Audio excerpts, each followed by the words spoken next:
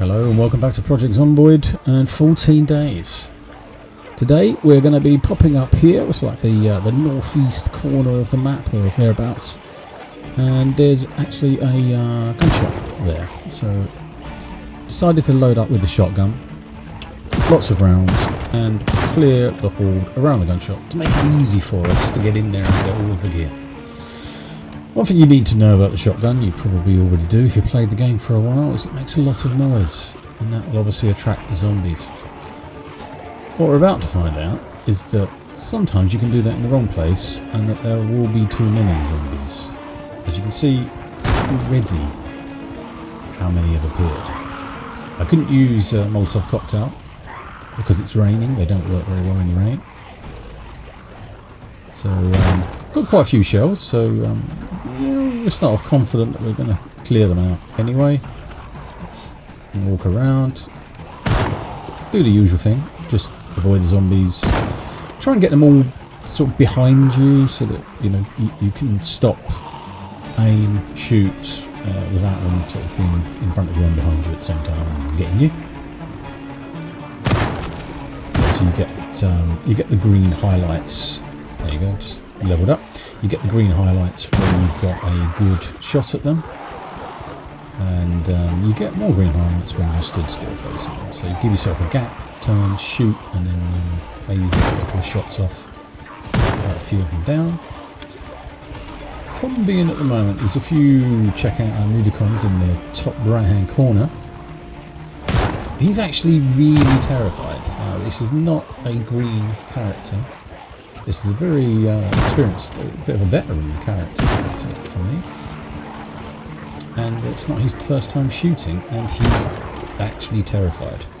So what this will do is, looking at the colour of that terror as well, he's going to reduce the accuracy and the kind of damage that he does with the shotgun, which doesn't help when you've got this horde. The horde's getting on, it's got to be a couple of hundred now. So you can see why he's terrified. But he's a fighter, I'm going to come along. He's obviously getting soaked, it is hammering it down. I've had to turn the contrast up on this video just because it was so dark. Even it's 8 o'clock in the morning.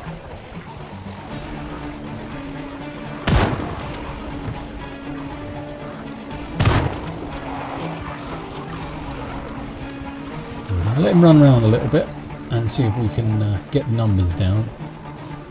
I think one of the telltale signs is when you do this sort of thing and make a lot of noise, you'll see a lot of zombies coming in from different angles from the nearby area.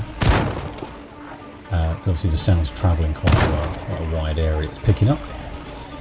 So as soon as you stop seeing many zombies coming in from all these different angles instead of the massive horde that happens to be behind you, you'll know you're starting to get to like a thinned out population in there's still a few coming in, nowhere near as bad as they were at the beginning. But you're not making as much damage with the shotgun as our character would like. Yeah, red terror on the Nudicon. He's doing some damage. I think you can get around it by being a lot better at the shooting. Effectively, if you get to level 6, your accuracy and all that stays pretty high, so you're a lot better in this situation. I think he's about level 3.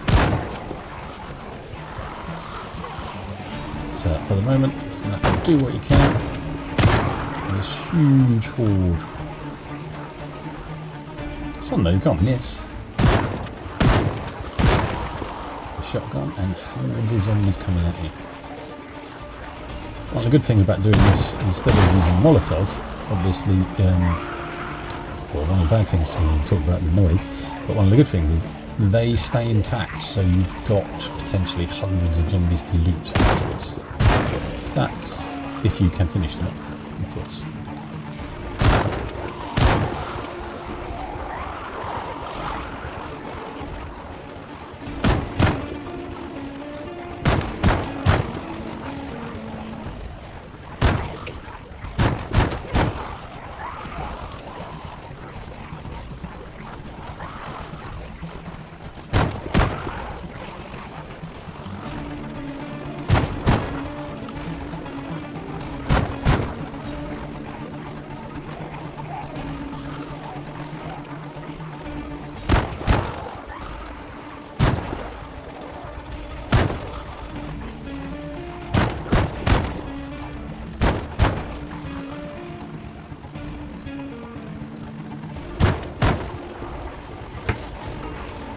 So after that little escapade, he is actually running quite low on bullets.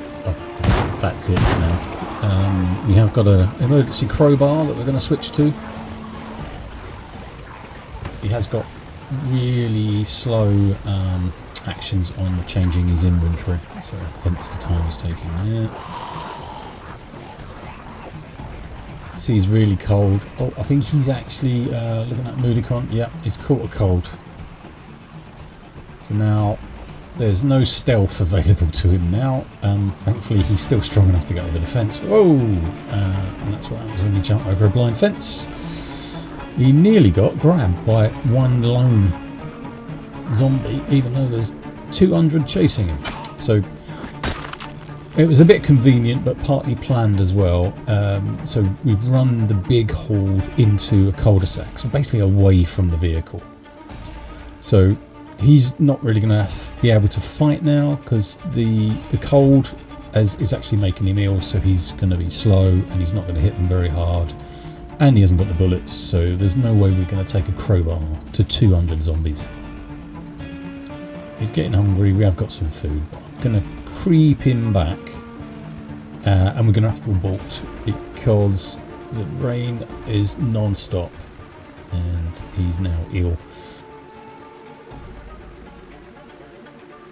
So now the plan is just to get back to the car, get the heater on and start the healing process. It doesn't take too long if you get them in, get them warmed up, get back to your base, get a fire going and keep them sat near the fire as well for best effect. So that's pretty much it for this one. Gonna make our escape. All the zombies are up in the north. I hope you got something out of this video. Thanks for watching.